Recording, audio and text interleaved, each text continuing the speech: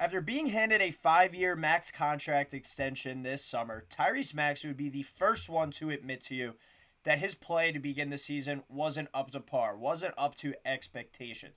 But in recent weeks, Tyrese Maxey has really turned the corner and is looking like the superstar max contract type of player that we all have become to know and love. And in last night's 111-106 victory over the San Antonio Spurs, where Joel Embiid was ejected for some nonsense in the first half, Tyrese Maxey put on his Superman cape and led the Sixers to a fourth quarter come-from-behind victory, where he had 8 of the last 11 points to cap off his 32-point performance on the night. When you look at Tyrese Maxey over these past couple weeks too, he's really been playing well and really shooting the basketball better. We will get into all of that as we go throughout this video. But when we look at just last night's performance in general, 32 points, 10 rebounds, 8 assists, a near triple-double, 12 of 25 from the field. The thing that I loved about Maxey, despite his poor shooting in some weeks to start the season, he's remained aggressive. He hasn't let a couple cold shooting nights really alter his confidence or his ability to go out there and do what we expect, and that is a guy that can get between 25 and 30 points on any given night. 5 of 11 from 3 as well, and as we talked about, 8 of 11 points to finish it off. Had that big steal and one down the stretch as well for the 76ers last night. And what was a big-time victory to be able to go out there and get without Joel Embiid for most of the game, as he was ejected for some technicals. That is a whole nother story, but we're looking at this game from a positive light, a positive angle, and how Tyrese Maxey and his ability to be that full max contract player that we expected coming into the year is really starting to shine once again. And we could attribute his slow start to the hamstring injury that plagued him potentially, his shooting. But he's looking like his old self again, and that's huge for a Sixers team that is now, as we've talked about multiple times, without Jared McCain. Paul George has still been up and down. I still want to see a little bit more consistency from him. As we know, with Joel Embiid, hasn't been able to get in a full swing of things. Was able to play in 2 games, was able to play last night. Gets ejected in the first half. It's just more Sixers nonsense and more Sixers drama.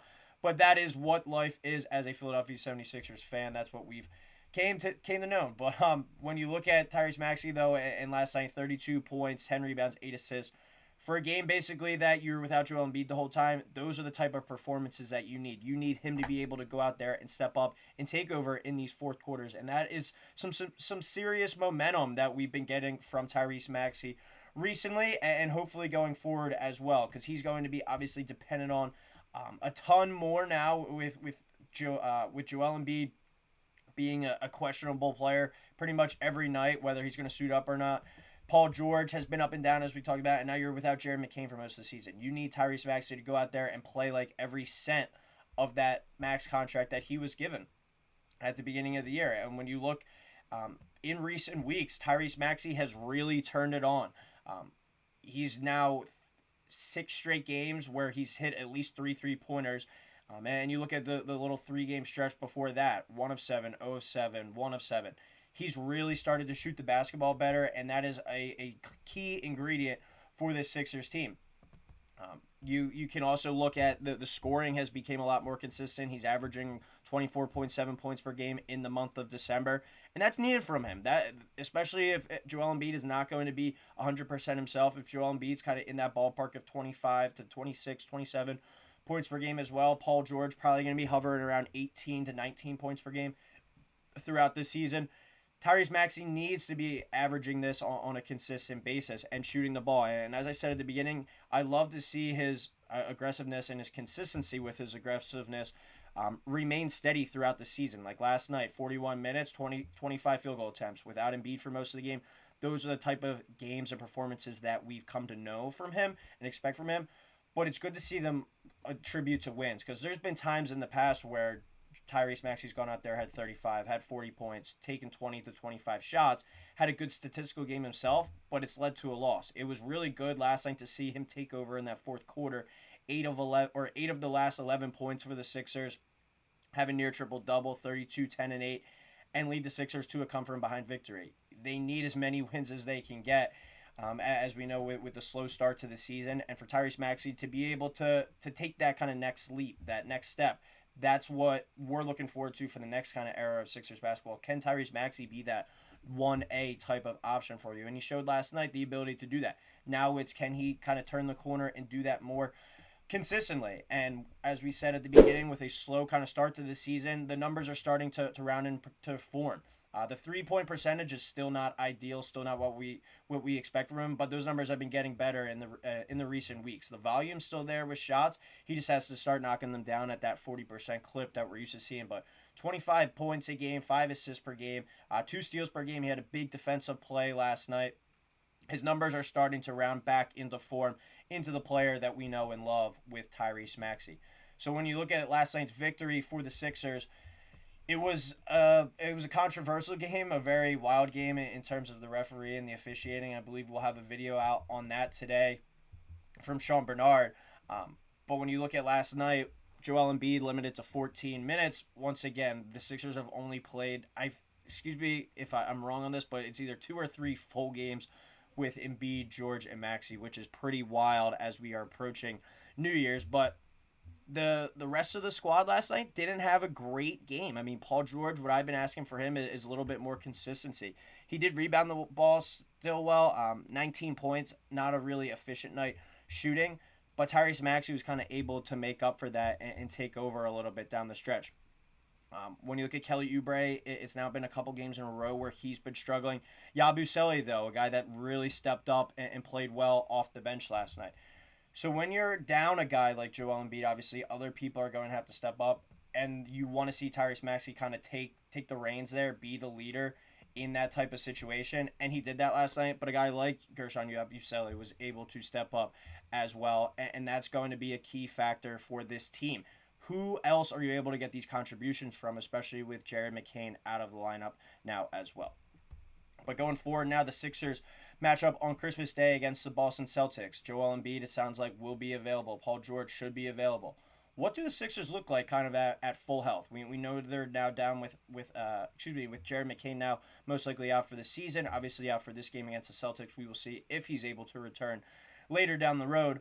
But what does the Sixers team look like with Tyrese Maxey, Joel Embiid, and Paul George on the floor against the Boston Celtics? Are they able to compete? Are they able to challenge them for a victory in this one? I'm really looking forward to seeing this. And can Tyrese Maxey continue this recent stretch of play? We'll go back to the graphic where his games recently, 32 points, 27 points, 23, 40, a really good little 4-game stretch right here.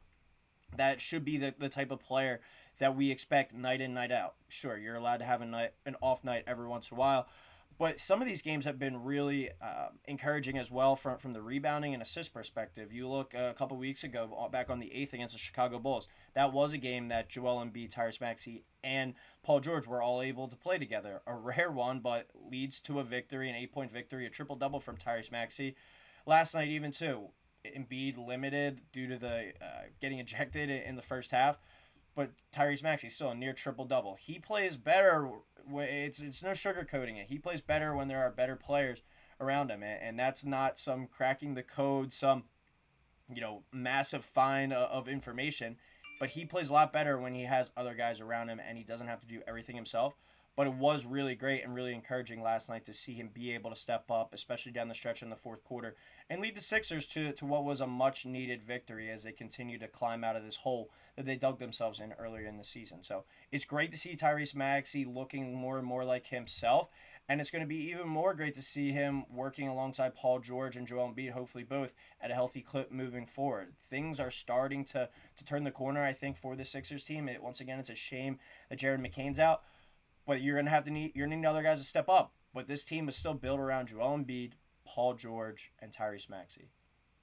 Everything else, role players. Contributions are welcomed from those guys for sure. You're gonna need those guys to step up, but you're gonna live and die with those big 3 players. And a guy like Yabusele steps up last night in the absence of Joel Embiid.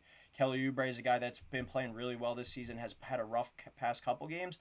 But look for him to right the ship going forward as well. But last night's game was all about Tyrese Maxey, aside from the officiating. And it's an encouraging sign for going forward to see him be able to not only shoot the ball from deep, attack the rim as well, make some plays on the defensive end, but also rebound and play make for others. And that's a very encouraging sign for the young superstar out of Philadelphia. But that's it for this episode of Sixers Digest. We will be back breaking down the Celtics game on Christmas Day. Looking forward to seeing all the guys in action on that one. Let us know in the comments what you think about Tyrese Maxey. Is he going to be able to maintain this level of play this year? Do you think the Sixers have a chance against the Celtics on Wednesday? Let us know in the comments. As always, please drop a like, a subscribe, and we will talk next time.